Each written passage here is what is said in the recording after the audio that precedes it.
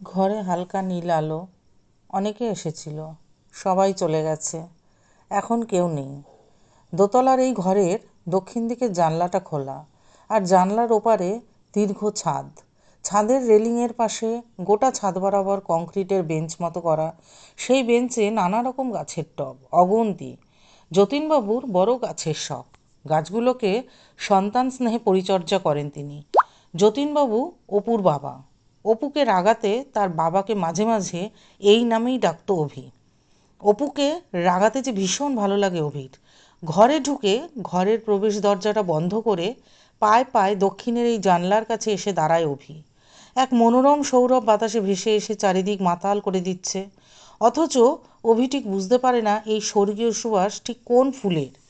ছাদের প্রতিটা কোণ ভেসে যাচ্ছে মায়াবী জ্যোৎস্না মৃদু আলোয়।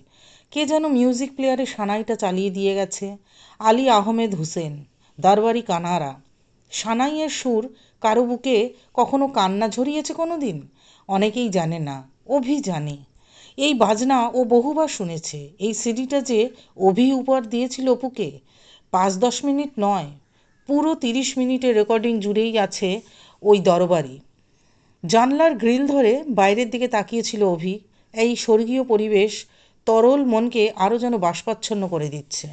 না তাকিয়েও বুঝতে পারে অভি যে ঘরে ঢোকার পর থেকেই একজোড়া কাতর চোখ তাকে পর্যবেক্ষণ করছে, তাকে চাইছে, দুহাত বাড়িয়ে তার বুকে মিশে যেতে চাইছে।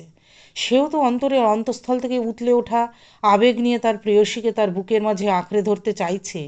অথচ ভয় লাগছে অভির, লুকাতে চাইছে সে, নিজের থেকে, তার অপর্ণার কাছ থেকেও।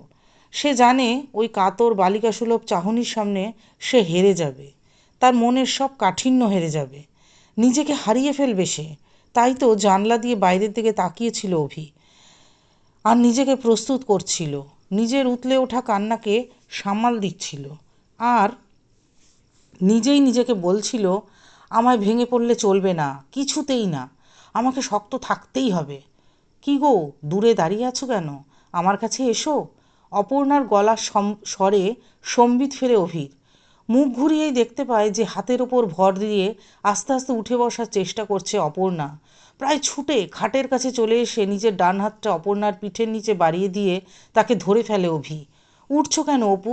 আমি তো তোমার কাছেই আছি, তুমি শো, আমি বসছি তোমার পাশে। অদ্ভুত শান্তভাবে মৃদু হেসে উঠল অপর্ণা। আরও শান্ত স্বরে বলে উঠল, আজ আমি একটু বসি। আজ জানো আমি বেশ ভালো আছি। আজ আমার কোনো কষ্ট হচ্ছে না, বিশ্বাস করো। আজ তুমি যে এসেছো আমার কাছে, এখন আমি প্রাণ ভরে দেখব তোমায়। সকাল থেকে তোমাকে কতবার এইভাবে চেয়েছি, পাইনি। কতদিন পর দেখলাম বলো তো তোমাকে? 3 মাস 11 দিন পর। আলতোভাবে বলল অভি। শুনে আবারও সেই মায়া ভরানো হাসি হাসল অপর্ণা।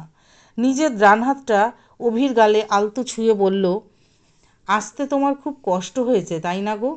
ট্রেনের রিজার্ভেশন পেয়েছিলে, তোমায় কত কষ্ট দিলাম বলো তো? কথাগুলো শোনে অভি, আর একটা অব্যক্ত অনুভূতি গালের পাশ দিয়ে মস্তিষ্ক পর্যন্ত বয়ে যায়। কিছুতেই হেরে গেলে চলবে না, কিছুতেই না। মনকে প্রবোধ দেয় সে, মুখে বলে, না না, আমার চাঁদের কাছে আসতে আমার কি কষ্ট। অপর্ণার হাতটাকে তার গালের সাথে লাগিয়েই আলতো করে ধরে অভি। তারপর সেই হাতে পরম মমতায় ঠোঁট ছোঁয়ায়। কোনো কথা হয় না, বাতাসি দরবারি কানাড়ার সুর ভেসে চলে। মায়াবী আলোয় দুটো হৃদয় তাদের মনের কথা বলে চলে নিশ্চুপে। অনেকক্ষণ পর অভি এই পুরনো দিনের খাটের নকশা করা উঁচু মাথার দিকে হেলান দিয়ে বসে অপর্ণাকে আরও কাছে টেনে নেয়। প্রবল শীতে সন্তান যেমন তার মায়ের বুকের উষ্ণতাকে আরও বেশি করে পাবার আশায় তার বুকে আরও ঘন হয়ে আসে, তেমনি অপর্ণা অভির বুকে মুখ গুজে দেয় পরম মমতায়। গভীরভাবে কান পাতে তার বুকে, কিঞ্চিত অস্বাচ্ছন্দ্য বোধ করে অভি। বুঝতে পারে অপর্ণা, অভিকে আরও আঁকড়ে ধরে। তার বুক থেকে মাথা না তুলেই বলে ওঠে, তুমি আমার কাছে বসো, আরও কাছে টেনে নাও আমায়। আমি শ্রেয়াকে বলেছি, কেউ আসবে না এখন, কাউকে আসতে দেবে না ও। তুমি আমাকে আরও কাছে টেনে নাও, তোমার বুকের ভিতরে নিয়ে যাও আমায়। এতদিন তো এই বুকে মাথা রেখেছি, আজকে আমার এই বুকের আরও ভেতরে তো নিয়ে যাও প্লিজ। অনেক কষ্টে নিজের কাঠিন্যকে ধরে রাখে অভি। অপর্ণা চুলের গন্ধ প্রাণ ভরে নিয়ে তার এলোমেলো চুলে আলতো করে বিলি কেটে দিতে থাকে নিজের আঙুল দিয়ে। তারপর গাঢ় স্বরে বলে, তুমি তো আমার বুকের মাঝেই আছো, বোঝো না তুমি? আমার বুকের শব্দ শুনতে পাচ্ছ না তুমি, চাঁদ? পাচ্ছি গো, ভালো করে শুনতে পাচ্ছ, বোধহয় পাচ্ছ না। আরও ভালো করে শোনো। অপর্ণার মাথাকে একটু জোর করে নিজের বুকের বাম দিকে মিশিয়ে নেয় অভি। পাচ্ছি গো, শুনতে পাচ্ছি, খুব ভালো করে শুনতে পাচ্ছি। কি বলছে সে? সত্যি কথা বলবো? আলতো একটু হাসে অপর্ণা, সেই হাসিতে কিছুটা দুষ্টুমি। তুমি মিথ্যা বলতে জানো না অপু, আমি জানি। বলো কি শুনতে পাচ্ছ? বলবো না। নিজের মাথাকে অভির বাঁধন থেকে খুব সামান্য শিথিল করে বলে ওঠে অপর্ণা। কেন বলবে না? খুব অসহায় বোধ করে অভি। এই সেই নারী যে একদিন তার ছন্নছাড়া জীবনটাকে তার ভালোবাসা দিয়ে মসৃণ করে তুলেছিল, পাথুরে জমিতে ভালোবাসার মমতা ঢেলে ফুল ফুটিয়েছিল। এই সেই নারী যার কাছে আসলেই তাই অভি ভুলে যায় যত শোক, দুঃখ, হতাশা, গ্লানি, পৃথিবীর সব লাঞ্ছনা, অপমান, না পাওয়া সব কিছু। সেই অপর্ণা তাকে চিনতে পারছে না। বলবো না, কারণ আমার অভিকে এখন আমি এইভাবেই পেতে চাই। আমি চাই না আমি এমন কিছু বলি যাতে তোমাকে এমন করে পাবার সুখে বিন্দুমাত্র আঘাত লাগে। আমার বুকে কি শুনছো এটা বললে আমাকে পাবার সুখ নষ্ট হবে? ভুল বুঝলো অভি, তাই আবারও বলে উঠল, এই তুমি আমাকে চেনো, এই তুমি আমাকে ভালোবাসো। কিছুটা অসহিষ্ণু সে। তার কথাতে কি এমন ধরা পড়েছে যার জন্য তার অপু কষ্ট পেয়েছে, আত্মগ্লানিতে ভুগছে? তোমায় যে এমন করেই চিনি গো, এমন করেই ভালোবাসি, তাই তো এমন করে আঁকড়ে ধরতে চাই। তোমায় না দেখতে পেয়ে আমি আরও অসুস্থ হয়ে পড়েছিলাম যে, কিন্তু দেখো আজ তুমি এলে, আজ আমি কত ভালো। তবে বলো কি শুনলে, কি বুঝলে? চাঁদ কাতর অনুনয় করে অভি। সে যে দ্বিধান্বিত, সে তার অপুকে শেষ ক্ষমতা দিয়ে সুখে ভাসিয়ে নিয়ে যেতে বদ্ধপরিকর। সত্যি বলবো? আমাকে কথা দাও যে তুমি আমাকে এমন করেই জড়িয়ে ধরে রাখবে, আবার উঠে সেই জানলার ধারে চলে যাবে না। তোমায় ছেড়ে আমি কোথাও যাব না, কোথাও না। এবার বলো। একটু শ্বাস নেয় অপর্ণা। অভির জামার বুকের কাছের বোতামগুলো আস্তে আস্তে খুলে দেয় সে। মাথাটাকে অভির শরীরের সাথে আরও মিশিয়ে ডান হাতে তার বুকে হাত বুলিয়ে দিতে থাকে। থামলে কেন অপু, বলো। তুমি কাঁদছো অভি? বুক থেকে মাথা না তুলেই খুব ধীরে বলে ওঠে অপর্ণা। কেঁপে ওঠে অভি। অপর্ণার এই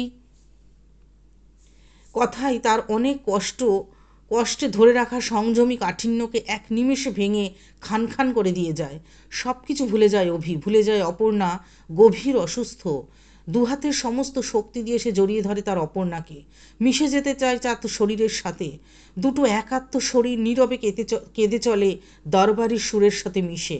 অন্ধ্রপ্রদেশ লাগোয়া ওড়িশার সীমান্তবর্তী রায়গড়ার এক প্রত্যন্ত গ্রামে তার কোম্পানির এক প্রজেক্টরের কাজে পোস্টিং ছিল অভির। মা এবং যতীনবাবুর যুগপৎ ফোন পেয়েই তার মনে কু ডেকেছিল, নিশ্চয়ই কোনো খারাপ কিছু হয়েছে।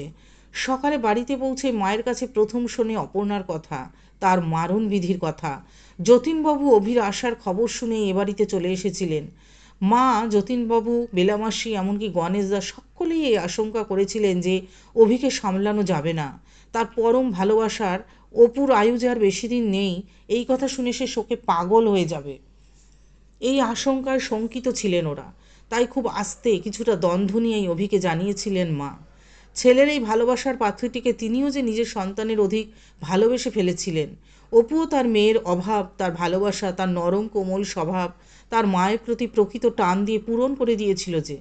অপুও যে কোন ছেলেবেলায় তার মাকে হারিয়েছে, অভির বাবার অপঘাতে মৃত্যু হবার পরে এই সংসারে যে শূন্যতা নেমে এসেছিল, যে ক্ষত নেমে এসেছিল, তা যে এই মেয়েটি অনেকটা ভরাট করে দিয়েছিল।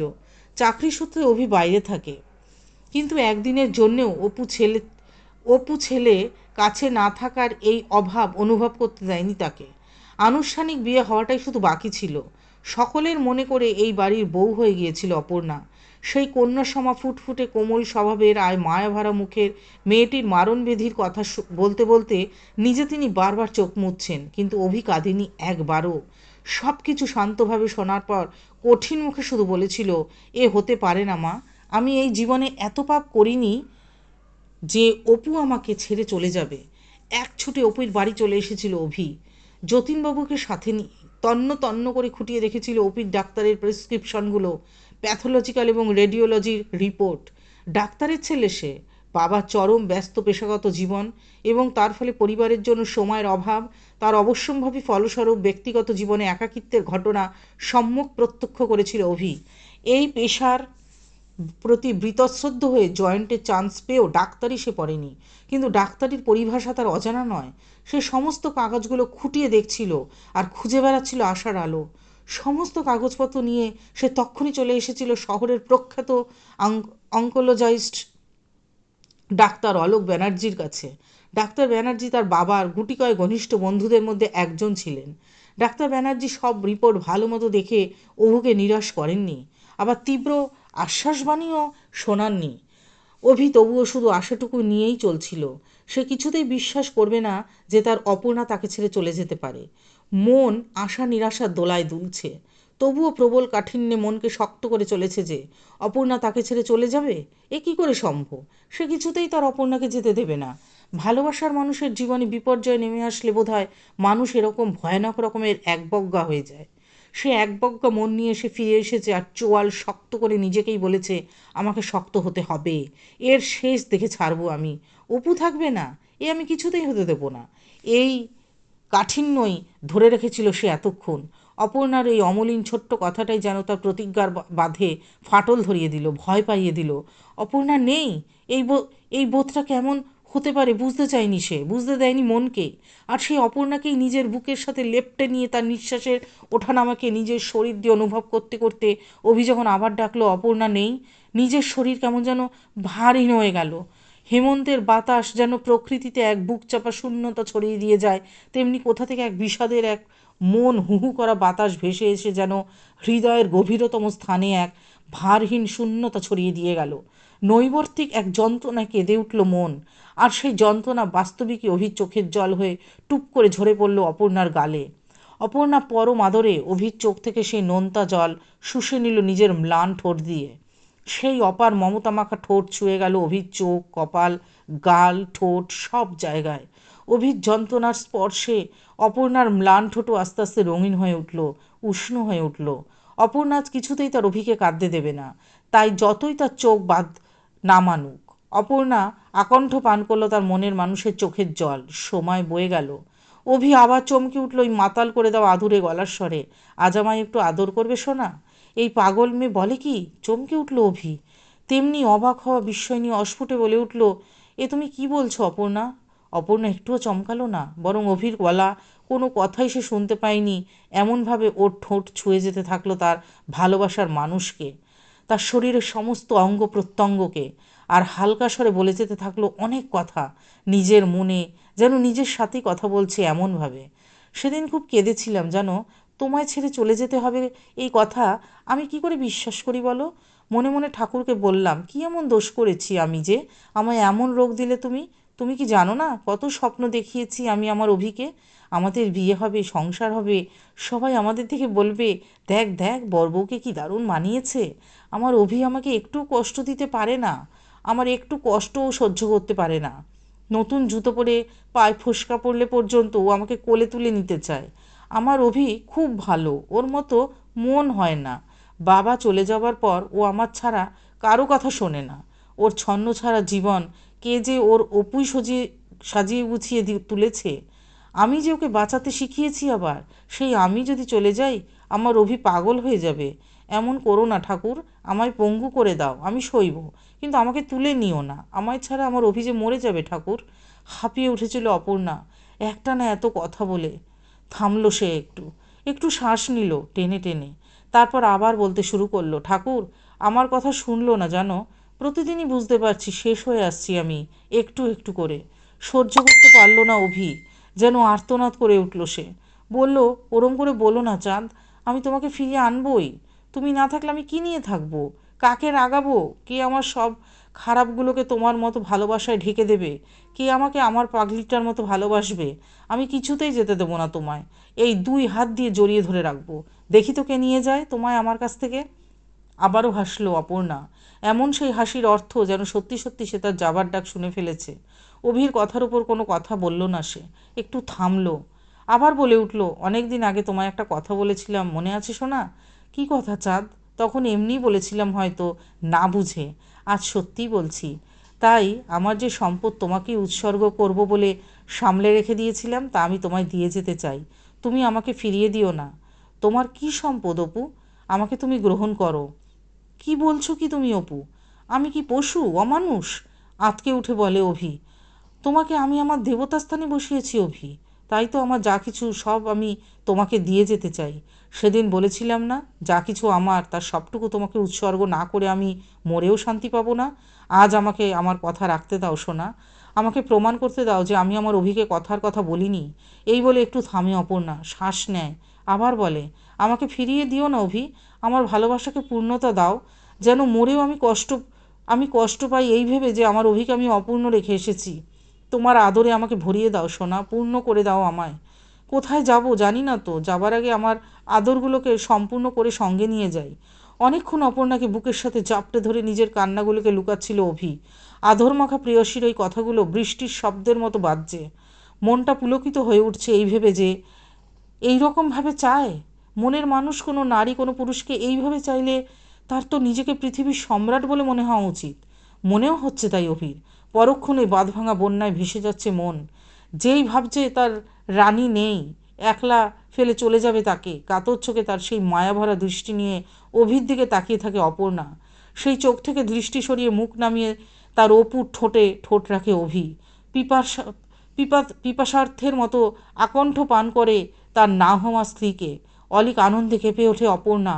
অভিকে সঙ্গ দেয় সে। অসুস্থ শরীর ক্লান্ত হয়ে ওঠে, তবুও সে ছাড়ে না তাকে। হাজার জন্মের জমে থাকা পিপাসা নিয়ে সে পান করে তার প্রেমিককে। কতক্ষণ বয়ে গেছে হিসাব থাকে না। আস্তে আস্তে নিজেকে ছাড়িয়ে নিয়ে উঠে দাঁড়িয়ে খুব সন্তর্পণে অপর্ণাকে মাটিতে দাঁড় করায় অভি। কিছু বোঝার আগেই নিচু হয়ে তার চাঁদকে কোলে তুলে নেয়, মুখ রাখে তার স্তনস্থন্দিতে। এতক্ষণ কাছাকাছি থেকেছে তারা, কাটিয়েছে অসংখ্য নিভৃত মুহূর্ত, কিন্তু আজ অবধি কোনোদিন অভি অপর্ণার স্তন স্পর্শ করেনি। মনেই আসেনি সেই কথা। ভাবতো, কিছু ঐশ্বর্য এত অমূল্য হয় যে অধিকার আছে বলেই তাকে হেলাফেলা করে ব্যবহার করতে হয় না। কিন্তু আজ এই বিষাদমাখা মিলন মুহূর্তে অন্তর্বাসহীন তার প্রেয়সীর নরম বুকের গভীরতায় যে কান্নামাখা যন্ত্রণাগুলো লুকিয়েছিল, তাকে এক লহমায় ধুয়ে মুছে দিতে চাইল অভি। অপর্ণা বিবস্ত্র, তার হাউসকোটের বন্ধনী খুলে গেছে, তার রোগাক্রান্ত শরীর পরতে পরতে খুলে যাচ্ছে, আর খুলতে খুলতে জেগে উঠছে। উন্মুক্ত লাজুক স্তনবৃন্তে অভির উত্তপ্ত জীবের স্পর্শ জাগিয়ে তোলে অপর্ণাকে। প্রবল শীতকারে সে অভিকে সজোরে আঁকড়ে ধরে, মুখ তুলে হালকা করে কানের লতিতে দাঁত বসায় অভির। এইভাবে দুটো শরীর পরস্পরকে পূর্ণতা দেওয়ার খেলায় মেতে ওঠে। নিজের অপাবৃদ্ধ শরীরে তার মনের মানুষকে গ্রহণ করতে করতে অপর্ণার ডুকরে কেঁদে ওঠে। নিজের সমস্ত ঔদ্ধত্য তার প্রেয়সীকে দান করতে করতে অভিও কাঁদতে থাকে। চরম উত্তেজনায় দুটো শরীর থরথর করে কাঁপতে থাকে। মিলন সুখ যত কাছাকাছি আসে তত হাহাকারে ভরে ওঠে মন। পরম আশ্রয়ের খোঁজে দুজনেই দুজনের শরীরে স্থান খোঁজে। দুটো শরীর এক হতে হতে ঝর্ণা হয়ে ঝরে পড়ে। সেই ঝর্ণায় ভিজতে ভিজতে শরীরের মাঝে বর্ষা নামে, চোখে বর্ষা নামে, আর সেই বন্যার বাঁধভাঙা জলের উচ্ছ্বাসে হৃদয় দুটো বর্ণাত হয়। শরীর মনের এই ঝমঝম বৃষ্টিতে ভিজে শিরশির কাঁপতে কাঁপতে অপর্ণা সবলে অভিকে আঁকড়ে ধরে। আমাকে আরও শক্ত করে ধরে রাখো সোনা, আমাকে তোমার কাছ থেকে কাউকে ছিনিয়ে নিয়ে যেতে দিও না। আমার সব ভয় দূর করে দাও তুমি, কেউ তোমাকে আমার থেকে নিয়ে যেতে পারবে না। প্রাণপণে অপর্ণাকে নিজের সাথে মিশিয়ে নিল অভি।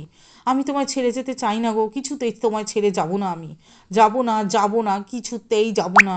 কাঁদে আর বলে, বলে আর কাঁদে। তারপর হঠাৎ বৃষ্টি থামে, নির্মল আকাশে পৃথিবী শান্ত হয়। দক্ষিণমুখী জানলা দিয়ে সুবাস ভেসে আসে, অপার্থিব জ্যোৎস্নায় পৃথিবী আবার মায়াবী হয়ে ওঠে। ছাদের দিকে মুখ করে শুয়ে অপর্ণার মাথাকে নিজের বুকের ওপর রাখে অভি। তার অপুর এলোমেলো কেশরাশির মাঝে নিজের আঙ্গুল দিয়ে পরম আদরে হাত বুলিয়ে দিতে দিতে অভি বলে, তুমি ঘুমাও চাঁদ, আমি তোমাকে ঘুম পাড়িয়ে দিচ্ছি। অপর্ণা তার শেষ কথাগুলো রাখতে পেরেছিল কি? অভি হয়েও আমি জানি না গো, সত্যি আমি জানি না। আমার কাছে জানতে চেও না তোমরা, প্লিজ। ইতি।